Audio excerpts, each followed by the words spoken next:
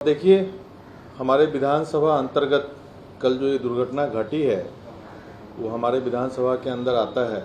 अगवानी सुल्तानगंज पुल का जो हमारे तरफ एरिया जो पार्ट था परबत्ता विधानसभा के अंतर्गत वो बुरी तरह ध्वस्त हो गया। आप कैसे गंगा में समा गया और 10 सेकंड होते होते लगभग 400 मीटर का सुपर स्ट्रक्चर इंक्लूडिंग पिलर्स टूट करके सब अंदर समा गया। तो ये बहुत बड़ी दुर्घटना है, इसलिए मैं प्रेस कॉन्फ्रेंस आयोजित किया क्योंकि इतने जगह से मुझे फ़ोन आ रहा था, अलग अलग सब मिलने के लिए कह रहे थे मीडिया के, तो पॉसिबल नहीं हो पाता। मैं बोला कि एक ही साथ सबसे बातचीत कर लें ताकि जो भी इससे रिलेटेड क्वेश्चंस है सबका मैं जवाब दे दूं, इसलिए ये मैं बोला कि आप घर पे ही आ जाएं।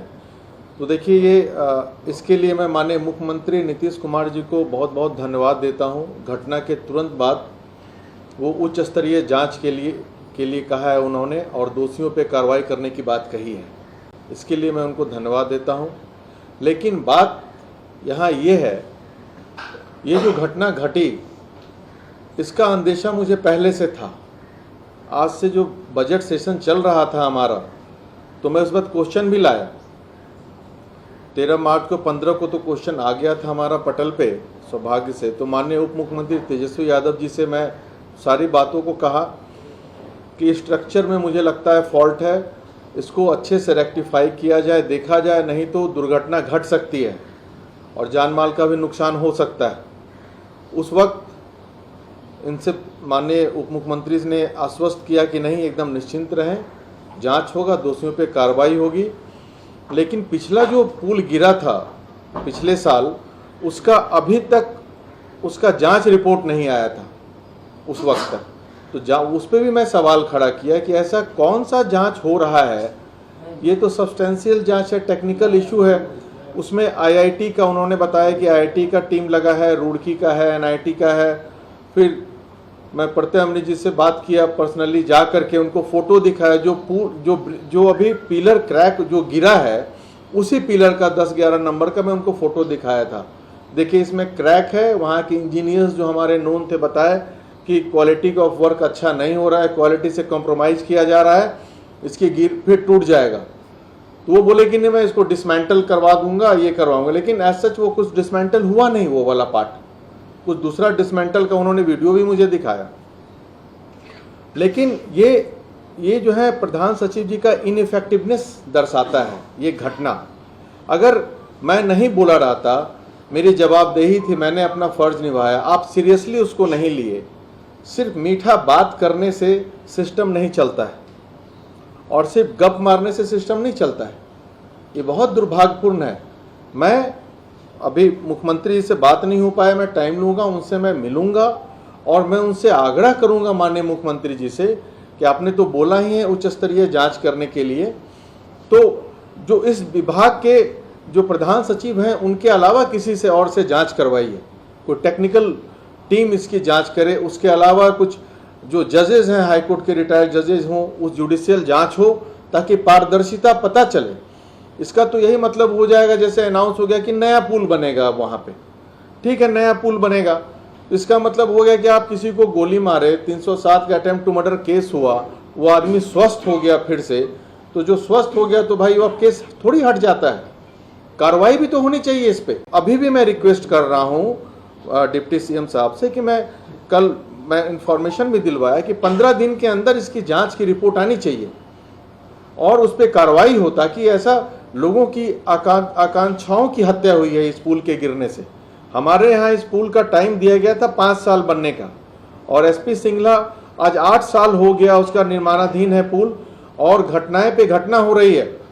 24 लोगों की वहाँ मौतें हो चुकी है, हत्या कह सकते हैं आप, पुल में गिरने से, एक्सीडेंट से, और गरीब लोगों को मुआवजा भी नहीं दिया जाता है और वो मैनेज कर लेते हैं पुलिस को भी वहाँ लोकल लेवल पे। संजीव जी, जो कल घटना घटी उसके लिए आप किसे जिम्मेदार मानते हैं? देखिए ये जो घटना घटी उसमें तो जिम्मेदार मैं तो कह रहा हूं कि वैसे पदाधिकारी जिम्मेदार हैं जिनको जानकारी थी इसकी। मैं खुद बोला था उनको, मैं प्रधान सचिव को बोला था कि भाई आपकी जिम्मेदारी है ये, आप देखिए इसको। अब उन्हीं के मार्गदर्शन में पुल बन रहा है और वही जांच करेंगे तो क्या जांच का रिपोर्ट आएगा? जांच से उनको अलग रखा जाए और नए आईएएस की कमी नहीं है बिहार में, बहुत टैलेंटेड लोग हैं यहाँ पे, किसी सीनियर आईएएस को जोड़ा जाए प्लस जजेस को लेकर के जांच किया जाए। इसके बहुत गंभीर मुद्दा है ये, और इस घटना से हमारे सरकार पे एकदम गलत तरीके से विपक्ष अनाप शनाप आरोप लगा रही है, जो हमारे लिए दुखद बात है। ये हमारे नेता माननीय मुख्यमंत्री नीतीश कुमार जैसा ईमानदार मुख्यमंत्री भारतवर्ष में कोई नहीं है, तो वो भी इस पे है कि गंभीर है और इस पे वो कार्रवाई जरूर करेंगे। उनसे सर आप कह रहे हैं कि प्रधान सचिव पे सवाल खड़े कर रहे हैं और आपके मुख्यमंत्री उन्हीं से बातचीत करके उन्हीं को जांच का आदेश दे रहे हैं, तो मुख्यमंत्री तो उनको जांच का आदेश नहीं दिए हैं, बोले हैं उच्च स्तरीय जांच होगा ये उन्हीं की अगुवाई में।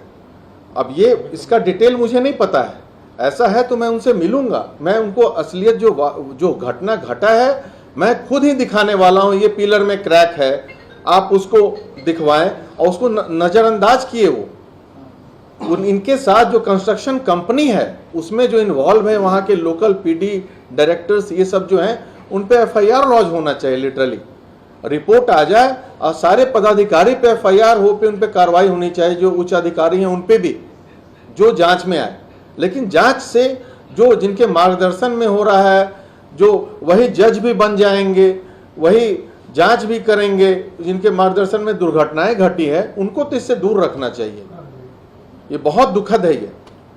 अब डिजाइन में सर फॉल्ट बताया जा रहा है, जब फॉल्ट ही था डिजाइन में तो इतने करोड़ रुपए क्यों लगा दिए? अच्छा बताइए, मेरा आप सुने होंगे विधानसभा में, मैं उस वक्त खुद बोला था कि डिजाइन में इसका फॉल्ट है या स्ट्रक्चर में फॉल्ट है, दोनों वर्ड का मैं इस्तेमाल किया था।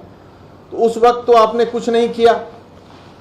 दुखद ये है कि कुछ लोग, कुछ एकाध आईएएस ऐसे हैं, अगर वो स्वास्थ्य विभाग में जाएंगे तो वो डॉक्टर बन जाते हैं, तुरंत ट्रांसफर हो जाएगा उनका आरसीडी में तो वो इंजीनियर बन जाते हैं, so called civil engineer, structure engineer खुद को समझने लगते हैं। लॉ विभाग में तुरंत ट्रांसफर हो जाएगा प्रधान सचिव, तो खुद को लॉयर और जज बन जाएंगे। भाई क्या दुर्भाग्यपूर्ण स्थिति है ये। आपको क्या लगता है इसमें भ्रष्टाचार की भी बू आ रही है? भाई दोनों की बू आ रही है इसमें, भ्रष्टाचार के साथ साथ ये स्ट्रक्चरल फॉल्ट भी है, तो वो भी तो भ्रष्टाचार का पार्ट है ना भाई। इतने बोलने के बाद आप, इतना घटना घटा, 1 साल हो गया, 1 साल में क्या ढोल बजा रहे थे आप लोग? क्यों नहीं कोई कार्रवाई की है? आप वहीं के विधायक हैं। कल प्रेस कॉन्फ्रेंस में एक बात कहा गया था कि 5 स्पैन को रुड़की की रिपोर्ट आने के बाद तोड़ा गया। क्या आपने एक भी टूटते हुए किसी को देखा इस्तेमाल में? कोई स्पैन को तो मैं टूटते हुए नहीं देखा हूं, किसी स्पैन को मैं टूटते हुए नहीं देखा, ना मुझे उसकी जानकारी हो। एक वीडियो दिखाए थे प्रत्यय अमृत जी, मुझे दिखाए थे, कोई टूट रहा था, कुछ छोटा सा स्ट्रक्चर टूट रहा था, लेकिन मैं पिलर की बात कर रहा था कि ये पिलर में फॉल्ट है। पिलर कहाँ कोई टूटा है? एक भी पिलर नहीं टूटा है। बीजेपी सरकार पर कमीशन का आरोप लगा रहा है। देखिए बीजेपी की बात को मैं कहता हूं भाई, गुजरात में तो पुल गिरा तो उसके पहले अपना गिरेवान देखें, वो उस पर क्या कार्रवाई किए हैं। गुजरात में पुल गिरा था, कुछ दिन पहले झूला टूटा था, उस पर क्या कर रहे हैं। रेल का एक्सीडेंट हो गया, 300 लोग मर गए हैं परसों, उस पर बीजेपी सोचे। यहाँ पे सौभाग्य से, भगवान की कृपा से कोई हताहत नहीं हुआ है, ये बहुत बड़ी बात है। और माननीय मुख्यमंत्री इस पे बहुत कड़ी कार्रवाई करेंगे, आप लोग निश्चिंत रहें, मुझे पूरा विश्वास है। सरकार इसे गंभीरता से लिया गया है इस मुद्दे को, और जो भी होगा इसमें कल्प्रिट वो नहीं बचेगा। अगर किसी को बचाने का कोई किसी लेवल पे प्रयास भी करेगा तो मैं उसके विरोध में पीआईएल कोर्ट में फाइल करूंगा उस अधिकारी के विरोध में। ऑब्वियसली अधिकारी भी दोषी हैं, बिना अधिकारी के दोषी से कैसे ये इतना बड़ा घटना घटेगा? कहते क्या है, खुल के कह रहे हैं, पहले भी कहे थे, आज भी कह रहे हैं कि उस वक्त भी मेरा था विधानसभा में कि अधिकारी और संवेदक दोनों दोषी हैं इसमें। अब कौन से अधिकारी दोषी हैं उसकी जांच की बात है, उस पर जांच हो, यही मेरा है। और मैं माननीय मुख्यमंत्री को फिर से धन्यवाद देता हूं, इतना फास्ट एक्शन उन्होंने लिया और इस पे जांच कर दोषियों पे कार्रवाई करने की बात कही।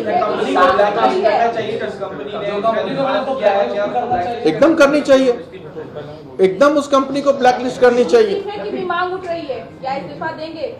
कौन इस्तीफा देगा? चाहे वो आरोप लगा रहे हैं। पहले अभी जो दुर्घटना घटा है रेल एक्सीडेंट में, रेल मंत्री को इस्तीफा मांगे, वो प्रधानमंत्री से इस्तीफा देना चाहिए उनको। इतने लोगों हताहत हुए हैं, वो गलतियां उसकी बात करें वो भाजपा के लोग। यहाँ पे घटना घटा है, इस पे कार्रवाई हो रही है। इसी के लिए मैं बोल रहा हूँ कार्रवाई हो रही है, मजबूती से कार्रवाई होगी और मैं भी इसको देखूंगा कि कैसे कोई बचता है इसमें, मैं पर्सनल रूप से इसको आप देखूंगा। लगातार सदन में भी सवाल उठाते रहे इस मामले को लेकर, लगता है कि अधिकारियों से घिर गया है लोग, सही बात सही जानकारी नहीं मिल पाती। दिक्कत क्या है कि अधिकारी जो है, देखिए सिस्टम जो है लोकतंत्र में, जो अधिकारी हैं वही उन पब्लिक सर्वेंट है, लेकिन वो पब्लिक सर्वेंट समझ के कुछ अधिकारी काम नहीं करते हैं, पब्लिक का मालिक समझ के काम करते हैं। इसी के लिए घटनाएं दुर्घटनाएं होती हैं। और जो माननीय मंत्री हैं उनको तो आदेश देना काम है, काम तो एग्जीक्यूटिव बॉडी तो हमारे आईएएस होते हैं, चाहे इंजीनियर होते हैं, ये सबको काम करना है। तो इसमें तो जो भी है कल्प्रिट वो बचेंगे नहीं, ये आप निश्चिंत रहें। तेजस्वी यादव जी ने भी बोला है कि इस पे जांच होगी और किसी को नहीं छोड़ा जाएगा। तो ये बहुत अच्छी बात है कि भाई इन लोग इतने फास्ट एक्शन लिए डिप्टी सीएम और सीएम साहब ने, तो हमें पूरा विश्वास है कि दूध का दूध पानी का पानी हो के रहेगा इस घटना के बाद। पहले भी तो पुल टूटा था, हवा तेज चला था तो पुल टूटा। अब तो देखिए, पहले तो हवा चला तो पुल टूटा, इस बार ना हवा चला ना बाढ़ आया, अब कैसे टूटा तो यही तो जांच का विषय है। इस बार क्या चला था, हवा भी नहीं था उस दिन, ना बाढ़ आया, तो अब समझिए कि पानी भी नहीं था ना हवा था, अब कैसे पुल टूटा ये सोचने की बात है। तो इसी को तो इतना गंभीर मुद्दा क्यों है ये।